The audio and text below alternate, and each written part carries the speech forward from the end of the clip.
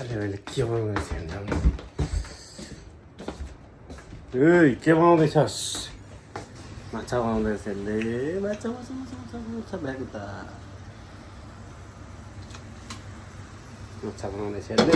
आज माछा र के खाने माछा र के माछा र ढिँडो माछा र ढिँडो खाने हो ल ठिक छ ढिँडो बनाउने कसले तैँले कि मैले म मिठो माछा पकाउँदैछु तपाईँ ढिँडो पकाउनु न म एकदम भेवान ढिँडो बनाएर आज दाजुभाइले चटे ए ऊ होला यो सुकेको होला यहाँ माथि छ यो रोटी रोटी रोटी रोटी रोटी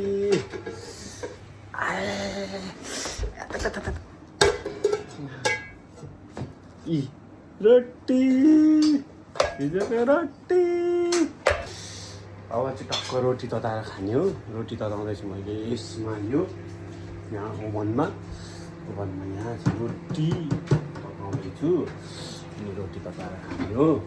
त्यसपछि अनि अलिअलि भोक लाग्यो नि त कति बज्यो कस गयो या त बोक्दो रहेछ यसले यी गाइस मेरो रोटी तात्यो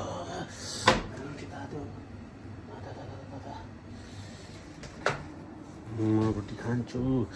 हिजोको रोटी छ होइन यहाँ क्या रोटी त देख्दैन रहेछ रोटी त डढिसक्यो कि हो ए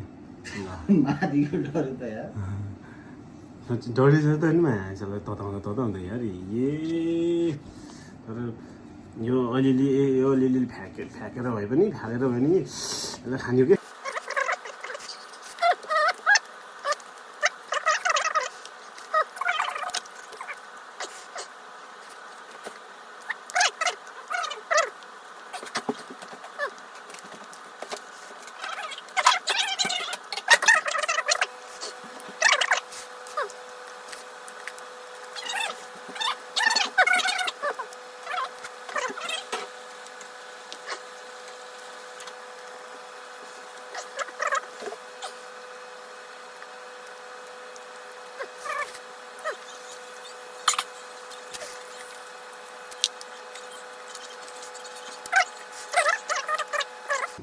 तर आजको प्रोग्राम भनेको चाहिँ फेरि उछ क्या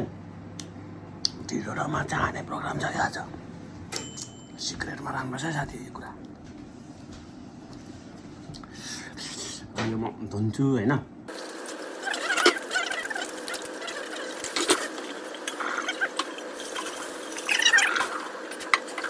मैले भाँडा मान्छेको होइन टक्क राख्नु यस्तरी खानेकुराहरूदेखि लिएर भाँडासाँडा राखेर मेरो स्पुन बक्करबाट त ढोल्नै सक्ने दुईवटा भए हुन्छ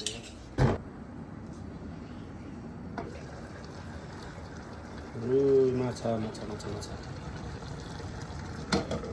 अब म ढिँडो बनाउँछु होइन ढिँडो बनाउनुलाई यहाँ म रेडी गर्दैछु सुजी लाउने यो किन सुजी लाउनुको कारण चाहिँ किनभने एकदम मैदा हुन्छ नि त ढिँडो के अरे ऊ पिठो त्यो भएर राम्रो बाट्नै सक्दैन क्या अनि के अरे त्यो भित्र ढिँडो पाकिसक्छ तर भित्रभित्र चाहिँ के भन्छ अरे त्यो उनी पिठै रहन्छ क्या त्यो भएको कारणले सुजी लगाउने सुजी लगाएर टक्क म ढिँडो बनाउँदैछु टक्क यहाँ उम्लिँदैछ पिठो छ यो पिठो टक्क पिठो हालौँ होइन पहिला किन यो अड्केको त्यो हालौँ होइन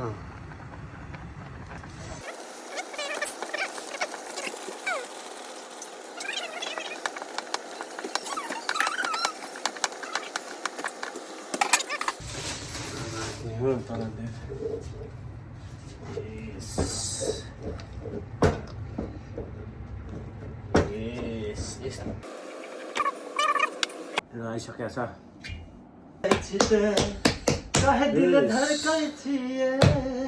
गाना नगाई आइज न खाना खाना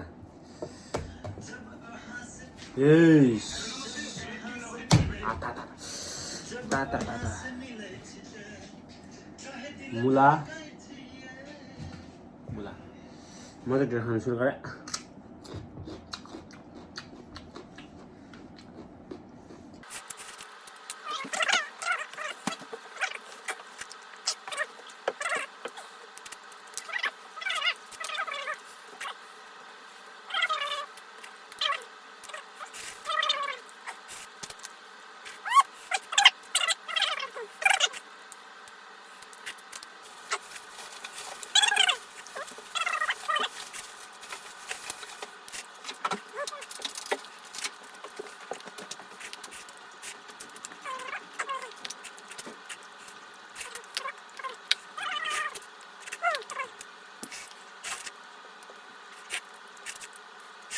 ल फेरि तपाईँहरूलाई पनि यस्तै इन्ट्रेस्टिङ भिडियो अथवा खानाको परिकारहरूमा फेरि समावेश गर्ने नै छु। कसरी पकाउने केही सोध्नु छ भने कमेन्टमा पनि सोध्न सक्नुहुन्छ तपाईँहरू। त्यतिखेरसम्मको लागि सिउ गाइड्स। म चाहिँ बोल्नै नसक्ने हो, त्यति धेरै खायो त्यो भएर बाई बाई सिउ।